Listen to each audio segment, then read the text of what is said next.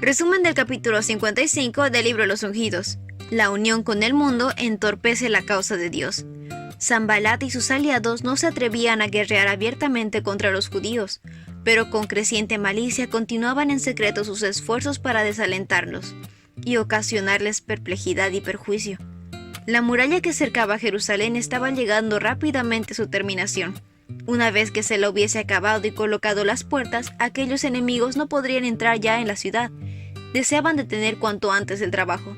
Idearon al fin un plan por medio del cual esperaban apartar a Nehemías de su puesto y matarlo o encarcelarlo.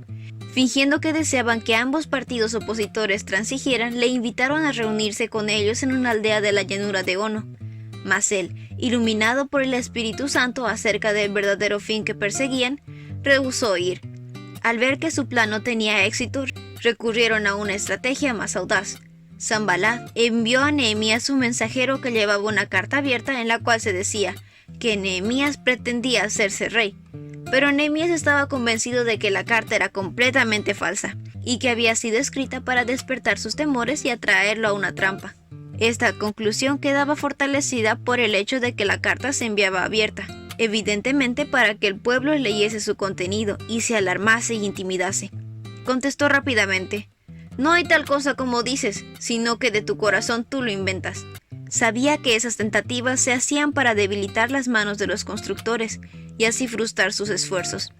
Satanás tendió un lazo más sutil y peligroso para el siervo de Dios.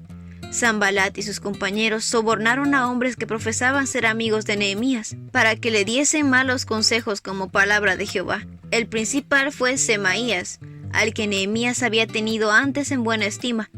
Ese hombre se encerró en una cámara cercana al santuario, como si temiese que su vida peligrara.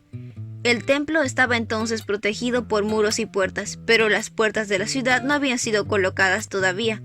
Aparentando gran preocupación por la seguridad de Nehemías, Semaías le aconsejó que buscase refugio en el templo. Propuso: «Juntémonos en la casa de Dios dentro del templo y cerremos las puertas del templo, porque vienen a matarte». Si Nehemías hubiese seguido este consejo traicionero, había sacrificado su fe en Dios y en los ojos del pueblo habría parecido cobarde y despreciable.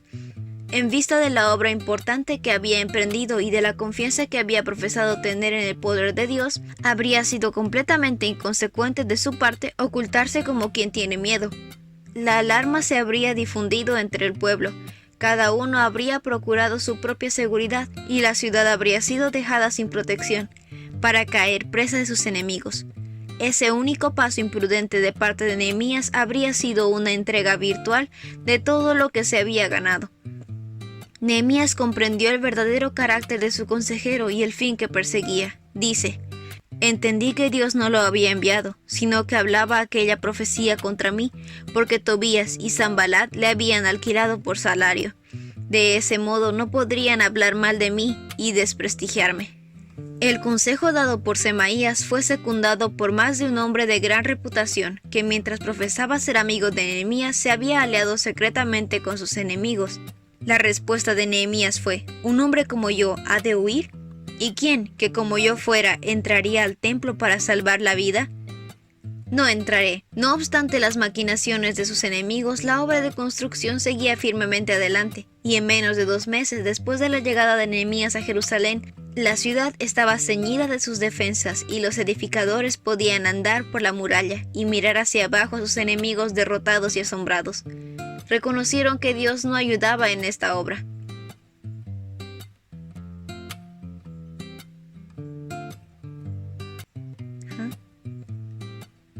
Reconocieron que Dios los ayudaba en esta obra.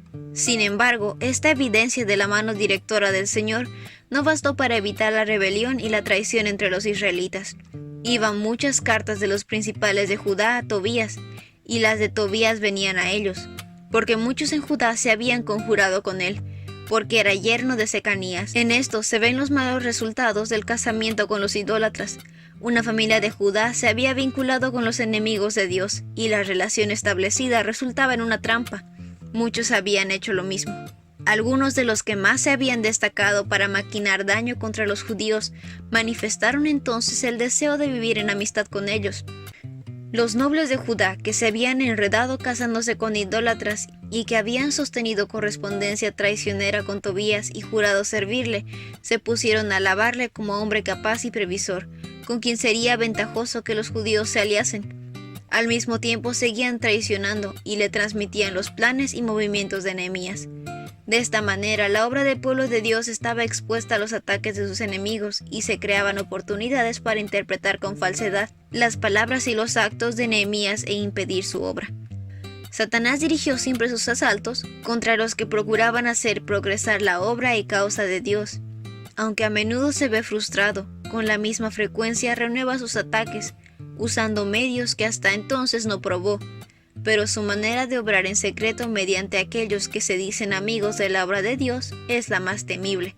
La oposición abierta puede ser feroz y cruel, pero encierra mucho menos peligro para la causa de Dios que la enemistad secreta de aquellos que, mientras profesan servir a Dios, son de corazón siervos de Satanás. Pero como Nehemías deben contestar firmemente: yo hago una grande obra y no puedo ir. En plena seguridad, los que trabajan para Dios pueden seguir adelante con su obra y dejar que sus esfuerzos refuten las mentiras que la malicia invente para perjudicarles. A medida que se acerca el tiempo del fin, se hará sentir con más poder las tentaciones a las cuales Satanás somete a los que trabajen para Dios. Empleará agentes humanos para escarnecer a los que edifiquen la muralla. Pero si los constructores se rebajasen a hacer frente a los ataques de sus enemigos, ellos no podrían sino retardar la obra. Deben esforzarse por derrotar a los propósitos de sus adversarios, pero no deben permitir que cosa alguna los aparte de su trabajo. Tampoco deben permitir que sus enemigos conquisten su amistad y simpatía, de modo que los seduzcan para hacerles abandonar su puesto del deber. Cuando los que se unen con el mundo, aunque haciendo un alarde de gran pureza, abogan por la unión de los que siempre se han opuesto a la causa de la verdad, debemos temerlos y rehuirlos con la misma decisión que revelaba Nehemías. El enemigo de todo bien es el que inspira tales consejos. Se trata de palabras provenientes de personas mercenarias, y se les debe resistir tan resueltamente hoy como antaño. Cualquier influencia tendiente a hacer vacilar al pueblo de Dios en su poder, cualquier influencia tendiente a hacer vacilar la fe del pueblo de Dios en su poder guiador debe ser resistida con firmeza. El Señor nos da el Espíritu Santo para ayudarnos con toda estrechez, para fortalecer nuestra esperanza y seguridad, para iluminar nuestros espíritus y purificar nuestros corazones. Provee sus oportunidades y medios para trabajar. Si sus hijos están al acecho de las indicaciones de su providencia y están listos para cooperar con Él, verán grandes resultados. Y ese fue el resumen del capítulo 55 del libro Los Ungidos. No olvides compartir este video con tus compañeros de clase o con las personas que tú crees que puedan necesitar este resumen. Nos vemos la próxima.